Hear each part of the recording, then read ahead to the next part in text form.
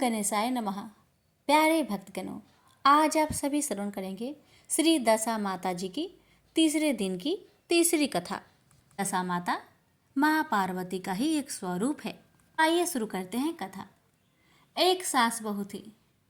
एक दिन सुबह सुबह सास ने बहू से कहा कि जाओ आग लाकर भोजन बनाओ, बड़ी भूख लगी है। बहू हाथ में कंडे लेकर आग लेने गांव में गई। उस दिन गांव भर में दशा माता का पूजा थे, इसलिए किसी के यहाँ से भी उसे आग नहीं मिली। वह खाली हाथ लौट कर आई। शाम होने पर वह पड़ोसन के पास जाकर बोली कि मेरी सास तो दशा माता का गंडा नहीं लेती है, परंतु अब की बार मैं गंडा लेना चाहती हूँ। मुझे पूजन की विधि भी बता देना। दोबारा जब गंडे लेने का समय आया तो बहू ने सास को बिना बताए दशा माता का गंडा ले लिया। 9 दिन तक वह किसी न किसी बहाने पड़ोसन के घर जाकर कथा सुनती रही। 10वें दिन उसे चिंता सताने लगी कि अब मैं पूजा कैसे करूंगी। वह मन ही मन दशा माता का ध्यान धरकर वह सोचने लगी कि आज सास कहीं बाहर चली जाए तो मैं शांति पूर्वक पूजा कर लूं।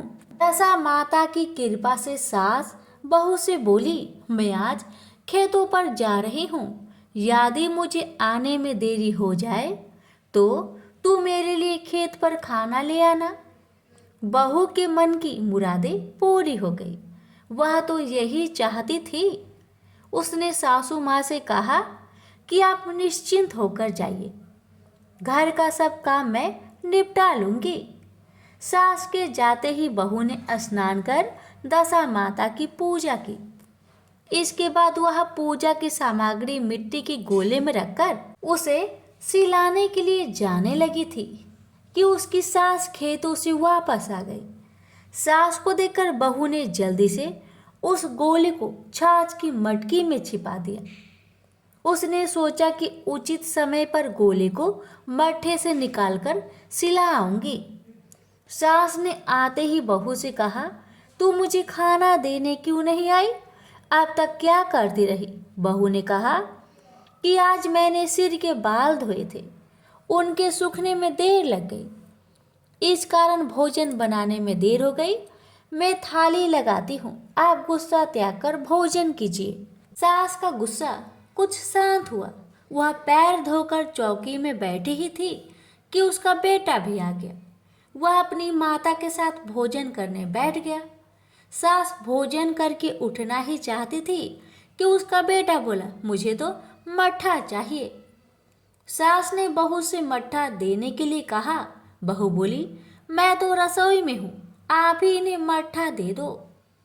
सास हाथ धोकर मट्ठा लेने गई, परंतु जैसे ही उसने छाछ की मटकी उठाई तो उसमें कुछ खरखराने की आवाज आई।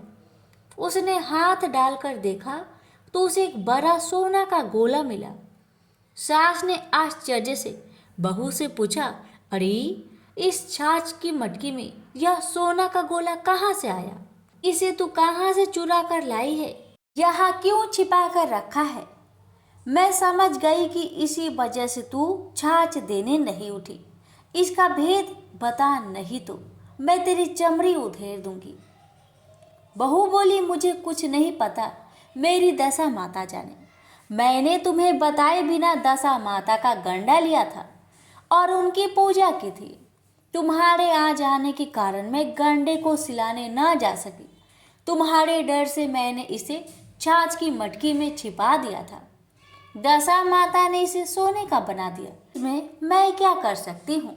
सास ने बहू को गले लगा लिया और कहा, अब मैं भी तेरे साथ गंडा लिया करूंगी और विधिवत व्रत और पूजन किया करूंगी। हे दशा माता, जैसे तुमने इनको दिया वैसे ही सब भक्तों को देने की कृपा करना। प्रेम से बोलिए दशा माता की जय।